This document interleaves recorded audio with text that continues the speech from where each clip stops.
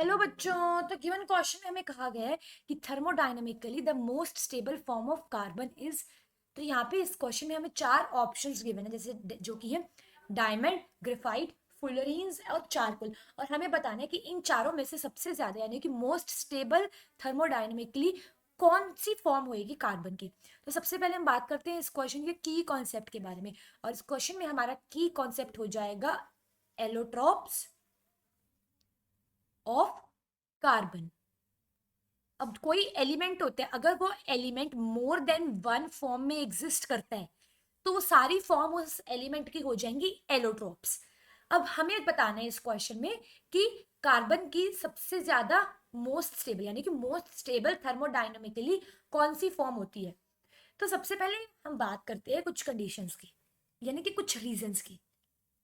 तो जैसे कि हमें पता है कि जो डेल्टा एच फॉर्मेशन होता है यानी कि एंथैल्पी ऑफ फॉर्मेशन होता है ग्रेफाइट का, वो होता है 0। और ये enthalpy of formation of graphite की वैल्यू लेस देन होती है एंथैल्पी ऑफ फॉर्मेशन डायमंड की, जो कि होती है ऑफ डायमंड, ये होती है डायमंड की 1.98 किलो जूल पर मोल।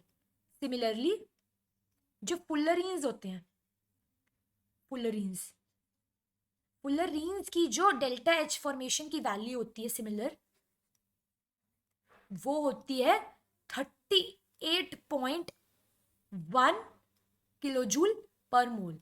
अब जैसे कि हमें पता चल रहा है कि जो एंथैल्पी ऑफ फॉर्मेशन की वैल्यू ग्रेफाइट की लेस देन होती है डायमंड और फुलरीन से, विच मीन्स अगर हम कंपेयर करेंगे तो इधर थोड़ा ग्रेफाइट ज्यादा स्टेबल होएगा डायमंड और फुलरीन से, तभी इसके जो डेल्टा एच फॉर्मेशन की वैल्यू है वो 0 है। अब सेकेंड पॉइंट में हम सबसे पहले ग्रेफाइट के स्ट्रक्चर के बारे में बात करते हैं। तो जो ग्रेफाइट होता है, जैसे कि हमें पता है कि जो कार्बन एटम होता है वो एट मैक्सिमम 4 बॉन्ड्स बनाता है। ग्रेफाइट में जो कार्बन प्रेजेंट होता है उसकी हाइब्रिडाइजेशन होती है sp2 और ज्योमेट्री होती है प्लेनर।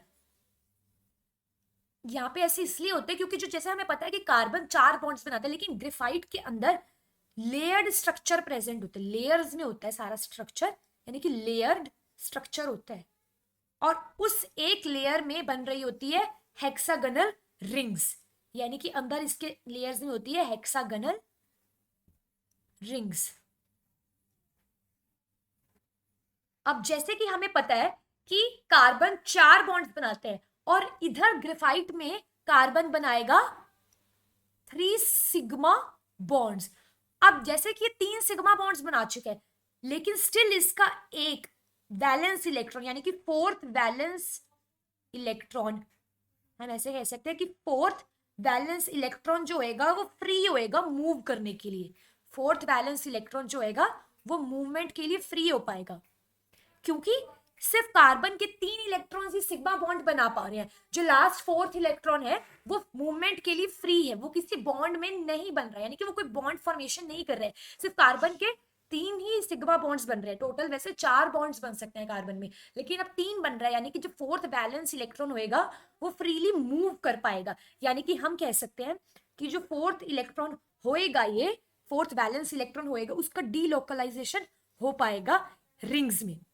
जैसे कि हमें पता है कि लेयर्ड स्ट्रक्चर जो होता है, लेयर्स होती हैं इसके अंदर, सॉफ्ट लेयर्स प्रेजेंट होती है ग्रेफाइट में, उसके अंदर हेक्सागनल रिंग्स होती हैं, तो डीलोकलाइजेशन इजी हो पाएगा क्योंकि यहाँ पे एक वैलेंस इलेक्ट्रॉन प्रेजेंट है मूवमेंट के लिए। तो जैसे कि डीलोकलाइजेशन होएगी, विच मीन्स यहाँ पे इलेक्ट्रिकल कंडक्टिविटी भी होएगी ग्रेफाइट के केस में, इलेक्ट्रिकल कंडक्टिविटी हो जाएगी, यानी कि इलेक्ट्रिसिटी को कंडक्ट कर पाएगा।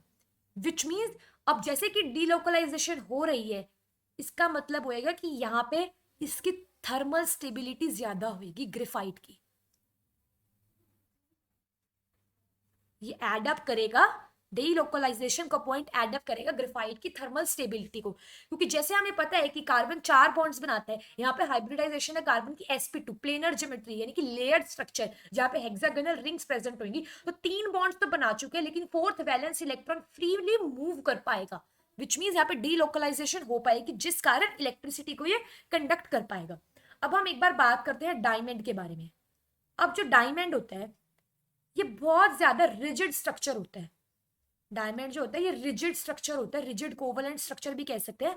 और इसमें जो बॉन्ड होता है यानी कि इसमें जो हाइब्रिडाइजेशन होती है कार्बन एटम की वो होती है sp3, क्योंकि यहाँ पे टेट्राहेड्रल ज्योमेट्री होती है, इसके अंदर टेट्राहेड्रल ज्योमेट्री हो जाती है इधर डायमंड की, जिसके लिए स्ट्रक्चर हो जाएगा ये कार्बन और ये कार्बन हो जाएंगे एक ही प्लेन में प्रेजेंट। फिर ये कार्बन बना रहा होगा वेज बॉन्ड दूसरे कार्बन, सिमिलरली ऐसे डैश्ड बॉन्ड एक और कार्बन के साथ। अब ये जो वेज बॉन्ड है ये प्रेजेंट हो जाएगा अबव द प्लेन और ये डैश बॉन्ड हो जाएगा बिलो द प्लेन। और ये वाले कार्बन जो ऐसे सिंगल बॉन्ड से जुड़े हुए हैं ये हो जाएंगे ऑन द प्लेन। इसका मतलब डायमंड का स्ट्रक्चर हो जाएगा टेट्राहेड्रल। और जो डायमंड होता है ये कॉम्पैक्ट होता है, रिजिड कोवलेंट स्ट्रक्चर होता है, जिसके कारण इसकी जो डेंसिटी होती है ये हाई होती है, यानी कि हाई डेंसिटी होती है। या फिर हम ऐसे भी कह सकते हैं कि जो डायमंड होता है बड़ा हार्ड होता है। अब हम एक बार बात करते हैं कोल के बारे में। तो जो कोल होता है यानी कि चारकोल कह सकते हैं, वो एमोर्फस होता है। एमोर्फस एलोट्रोप होता है ये। और इसकी कोई डिफाइंड शेप ही नहीं होती, ना डिफाइंड स्ट्रक्चर होता है इसका, ना डिफाइंड ज्योमेट्री कह सकते हैं, यानी कि no defined structure. Which means ये जो होता है ये बड़ा ज्यादा लेस स्टेबल होता है, ये होता है लेस स्टेबल।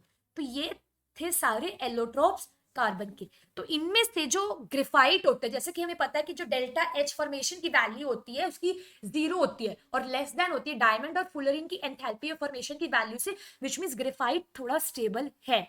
लेकिन आगे जाके हमें पता चलता है कि जो कार्बन होता है ग्रेफाइट के अंदर वो sp2 हाइब्रिडाइज्ड होता है, लेयर्ड स्ट्रक्चर होता है ग्रेफाइट का, सॉफ्ट लेयर्स होती है, हेक्सागोनल रिंग्स भी प्रेजेंट होते हैं और 3 सिग्मा बॉन्ड्स बन रहे होते हैं एक कार्बन में। और जो फोर्थ बैलेंस इलेक्ट्रॉन बच जाता है वो फ्रीली मूव कर पाता है ग्रेफाइट के अंदर, जिसके कारण डीलोकलाइजेशन होएगा और इलेक्ट्रिकल कंडक्टिविटी होएगी ग्रेफाइट में, विच मीन्स जो हमारा ग्रेफाइट हो जाएगा वो थर्मली स्टेबलाइज्ड होएगा। और जो डायमंड है बहुत ज्यादा रिजिड कॉम्पैक्ट स्ट्रक्चर होता है, हाई डेंसिटी होती है और टेट्राहेड्रल स्ट्रक्चर होता है।